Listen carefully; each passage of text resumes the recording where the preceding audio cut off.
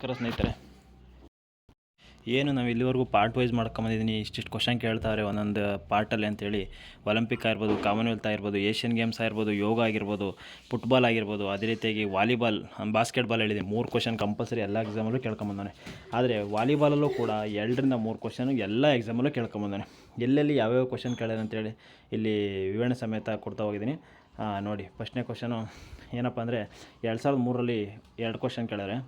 Volleyball ಅಂಕಣದ ಉದ್ದ into ಅಗಲ ಎಷ್ಟು ಅಂತ ಕೇಳಿ ಆನ್ಸರ್ ಓದಿರಿ. ಪಟ ಆನ್ಸರ್ ಹೇಳ್ಬಿಡೋಣ. ಎಲ್ಲ ಓದಿರ್ತೀರಿ, ಏನು ಸಮಸ್ಯೆ ಇಲ್ಲ.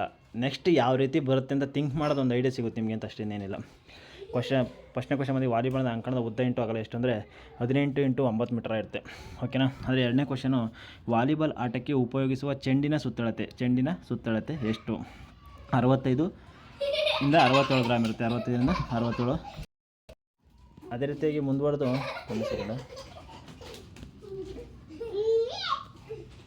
ಅದೇ ರೀತಿಯಾಗಿ ಇನ್ನೊಂದು ಕ್ವಶನ್ ಏನಪ್ಪ ಅಂದರೆ ವಾಲಿಬಾಲ್ ನೆಟ್ನಲ್ಲಿ ಮೇಲ್ಭಾಗಕ್ಕೆ ಚಾಚಿಕೊಂಡಿರುವ ಆಂಟಿನದ ಭಾಗ ಎಷ್ಟು ಅಂದರೆ 80 ಸೆಂಟಿಮೀಟರ್, 0.80 ಸೆಂಟಿಮೀಟರ್ ಉದ್ದ. ಫುಲ್ ಹೈಟ್ ಕೇಳಿದ್ರೆ 1.80 ಮೀಟರ್ ಇರ್ತದೆ. ನೋಡಿ, ಇಲ್ಲಿ ಕಟ್ಟಿರ್ತಾರಲ್ಲ ಆಂಟಿನದ ಭಾಗದು 1.80 ಫುಲ್ ಆದರೆ ನೆಟ್ ಮೇಲೆ ಕೇಳಿದ್ರಿಂದ 0.80 ಮೀಟರ್ ಇರ್ತದೆ. ಇದು 2000 ಯಾವಾಗ ಕ್ವಶನ್ಗಳನ್ನು ಎಲ್ಲ ಕೇಳಬಲ್ಲ. ಓಕೆ, ಈ ಕ್ವಶನ್ಗಳು ಬಂದಿರೋ ಒಟ್ಟಿನಲ್ಲಿ ಎಕ್ಸಾಮ್ಗೆ.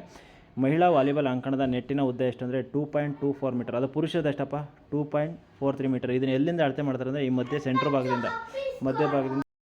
ಅದೇ ರೀತಿಯಾಗಿ ಈ ಕಂಬ ಇದೆಯಲ್ಲ, ಇದೆಷ್ಟು ಇದೆ ಅಂದರೆ 2.55 ಮೀಟರ್, 2.55 ಮೀಟರ್ಸ್. ಓಕೆನಾ. ಅಗಲ ಬಂದು 9 ಮೀಟ್ರ್, ಉದ್ದ ಬಂದರೆ 18 ಮೀಟ್ರು. ಇಲ್ಲಿಂದ ಇಲ್ಲಿ 3 ಮೀಟ್ರ್ ಇರುತ್ತೆ, 3 ಮೀಟ್ರು.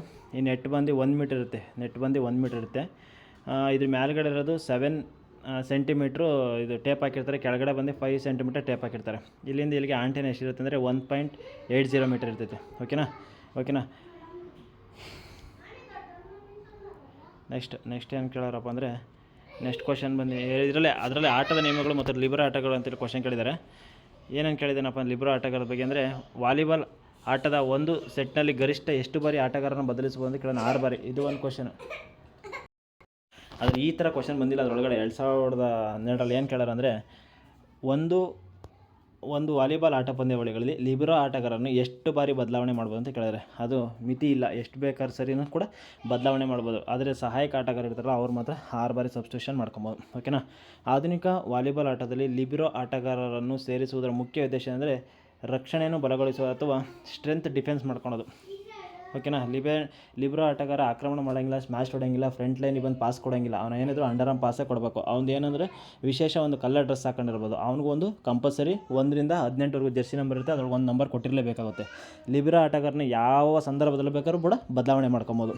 ಫ್ರಂಟ್ ಲೈನಿಗೆ ಬಂದರೂ ಕೂಡ ಅವನು ನೆಟ್ಟಿಂದ ಮೇಲ್ಕೆ ಹತ್ತಕ್ಕೆ ಪಾಸ್ ಕೊಡೋಂಗಿಲ್ಲ.